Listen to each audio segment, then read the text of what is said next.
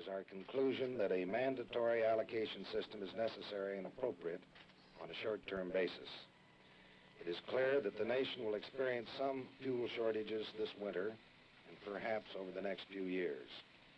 The scarcity of home heating oil should be most pronounced in the Northeast and the upper Middle West, while the shortages of propane gas are likely to be felt in rural and food-producing areas. The purpose of the mandatory allocation system is to ensure a more equal distribution of our fuels so that no one area of the country will suffer undue shortages.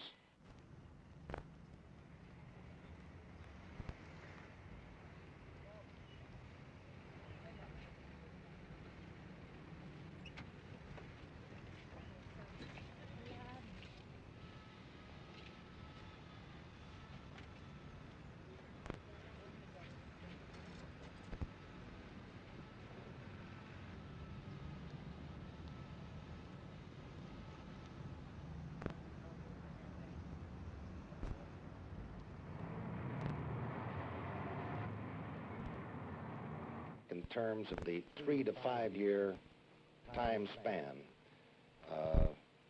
certainly we will even then be importing some oil, perhaps from this hemisphere, maybe certainly some still from the Middle East, but I believe that in 5 years, through coal technology, through an expanded nuclear and, as I say, the wide range, geothermal, solar, and so on, we can get to the point of self-sufficiency maybe in 5.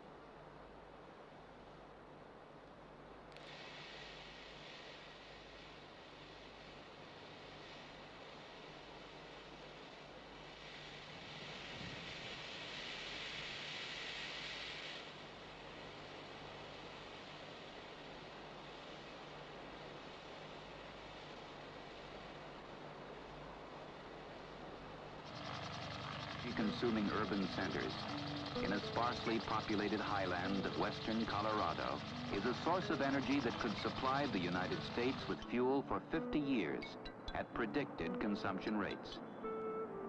This is the Piceance Basin, the Colorado portion of a 16,000 square mile tri-state area believed to contain the largest concentration of hydrocarbons in the world, according to government sources.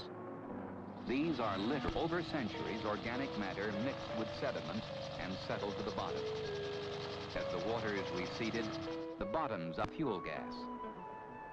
In the richer areas of the basin, average yield of mining this rich store of energy with maximum care for the ecosystem.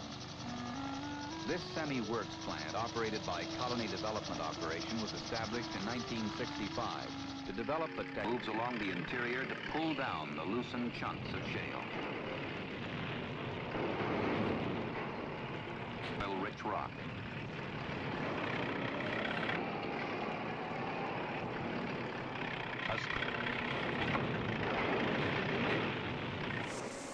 Before processing, the oil-bearing rock is sent through into which preheated and crushed oil shale and hot ceramic. The heat from the balls causes decomposed sulfur oil and gas. The process recovers all of the advantages of shale oil lie in its versatility.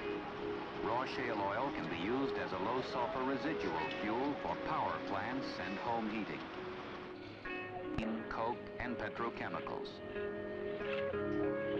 Research is also being conducted to recover from shale deposits nacolite or sodium bicarbonate, an and dawsonite, which is an aluminum-bearing product.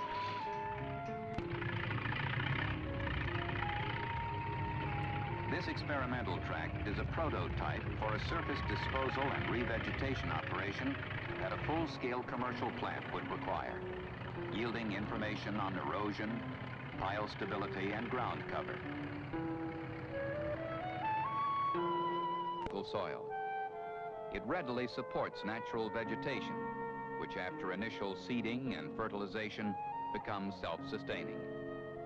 This is one of several experimental plots where since 1967, native grasses and shrubs have been successfully grown on processed shale. Colony project is a pilot that could lead to a first commercial plant.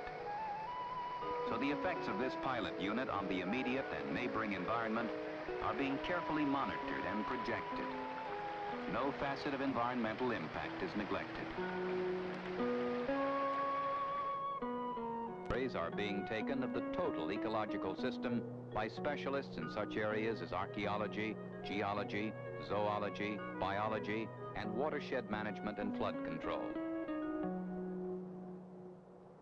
Facilities at the Colony Lab provide environmental monitoring of the plant and surrounding area as far as Grand Valley. These include analysis of atmospheric and meteorological conditions, air quality control, and testing of streams and water supply.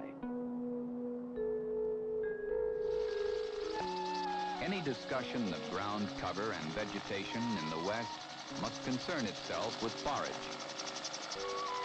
In the PM... So I would summarize by saying that short term, we face a problem. But long term, and this is the important thing for us to remember, the prospects for adequate energy for the United States are excellent. I would say the prospects for adequate energy for the United States are as good as they are for any industrial nation in the world, and perhaps better. Better because of our enormous research capabilities. The United States would prefer to continue to import oil, petroleum products from the Mideast, from Venezuela, from Canada, from other countries. But also, we are keenly aware of the fact that no nation, and particularly no industrial nation, must be in a position of being at the mercy of any other nation by having its energy supplies suddenly cut off. When man learned about fire, he unlocked the first door to a source of energy beyond his being. Instead of adapting to nature, he has sought to go beyond himself, to put nature at his service. Nature has served us well, yielding resources that have helped us attain a highly advanced society in a short span of time. But have we served nature? Conventional sources of power, energy for our lifestyle, might one day be inadequate.